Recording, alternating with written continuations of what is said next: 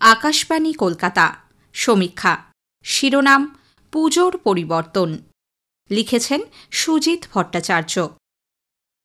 শ্রীরামচন্দ্রের অকালবোধন সম্ভবত পুজোর প্রথম পরিবর্তন। ইতিহাসে পুজোর পট বারবার পরিবর্তিত হয়েছে পূজকের ইচ্ছায়, সামাজিক, অর্থনৈতিক বা রাজনৈতিক প্রয়োজনে।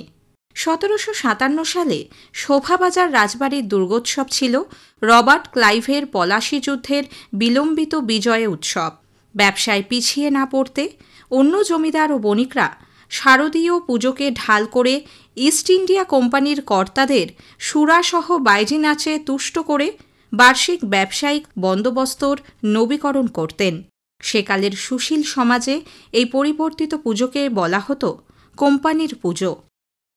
1760 সালে হুগলির গুপ্তিপাড়ায় এক রক্ষণশীল পরিবারের পুজোয় বাধাপ্রাপ্ত যুবকরা চাঁদা তুলে করেছিল ইতিহাসের প্রথম ক্রাউড ফান্ডেড পুজো।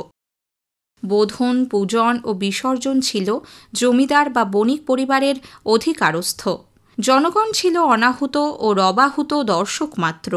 আমাদের পুজো এই বাসনা তৃপ্ত হল গণতান্ত্রিকভাবে নির্বাচিত সর্বজনীন পুজোয়। পশ্চিমবঙ্গে এই পুজোই এখন সংখ্যাগরিষ্ঠ। সর্বজনীন পুজোর শুরু 20 শতকের গোড়ায় কলকাতার ভবানীপুরের বলরাম বসু ঘাট রোড, বাগবাজার ও সিমলা ব্যায়াম সমিতির পুজোয়। রাজনীতির প্রভাব সম্ভবত অপ্রতিরোধ্য। সিমলা ব্যায়াম সমিতির পুজোয় জাতীয়তাবাদী ও স্বদেশী চিন্তার অনুপ্রবেশ ছিল গভীর ও অবাধ। পুজোকে রাজনৈতিক স্বার্থে ব্যবহার করে স্বদেশী চেতনার জাগরণে আয়োজিত হতো খাদির পোশাকে তৈরি স্বদেশী ঠাকুর এবং প্রতিমার সামনেই অনুষ্ঠিত হতো জাতীয়তাবাদী সঙ্গীত, কুটির শিল্পের প্রদর্শনী, কুস্তি, ছোড়া ও লাঠি খেলা ইত্যাদি। পুজো বিধিতে যার উল্লেখ নেই। পুজোয় বিপ্লবী অনুপ্রবেশের কারণে 1932 সালে সিমলা ব্যায়াম সমিতির পুজো নিষিদ্ধ হয়ে যায় 2 বছরের জন্য। 1 চালা থেকে 5 চালায় পুজোর পরিবর্তন হয়েছিল 1938 সালে কুমোরটুলি সার্বজনীনে পঞ্চমীর রাতে আগুনে প্রতিমা সম্পূর্ণভাবে নষ্ট হবার পর থেকে। নেতাজির বিশেষ অনুরোধে 5 জন শিল্পী যুদ্ধকালীন তৎপরতায় সম্ভবত 5টি অবিকৃত মূর্তিকে পরের দিন সকালের মধ্যে কোনো রকমে পূজা প্রস্তুত করতে বাধ্য হয়েছিলেন। পরিস্থিতির প্রয়োজনে পুজো কখনো ঘটে, আবার কখনো মূর্তিতে অনুষ্ঠিত হয়েছিল।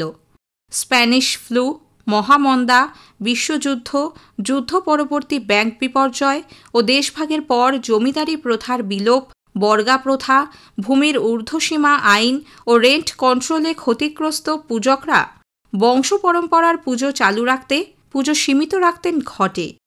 রামকৃষ্ণ কথামৃত থেকে জানা যায় দুর্গাষ্টমীতে দেবী প্রতি ঘরেই পূজিত হতেন ঘটে।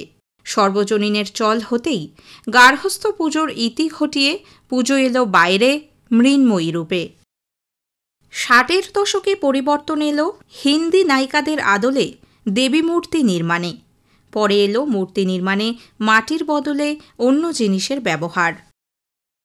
1980-র দশক থেকে চালু হল থিম নামে এক অপ্রচলিত, স্বাধীন ও মুক্ত শৈল্পিক ধারণার ব্যবহারিক প্রয়োগ। রক্ষণশীলদের অপছন্দ হলেও থিম এনেছে পুজোয় আমূল পরিবর্তন, বৈচিত্র্য, খ্যাতি, আকর্ষণ ও অভাবনীয় শারদীয় সাসপেন্স। কর্পোরেট সৌজন্যে থিম এনেছে আর এক পরিবর্তন, পুজোয় পুরস্কারের প্রতিযোগিতা। বড়দিন, ইস্টার বা ঈদে থিম অসম্ভব, বাড়ি বা মিশনের পুজোতেও অবাস্তব।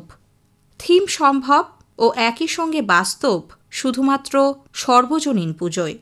আর উল্টোভাবে বলা যায় আজ থিম পুজোই সর্বজনীন। সমীক্ষা শেষ হল। এটি লিখেছেন সুজিত ভট্টাচার্য।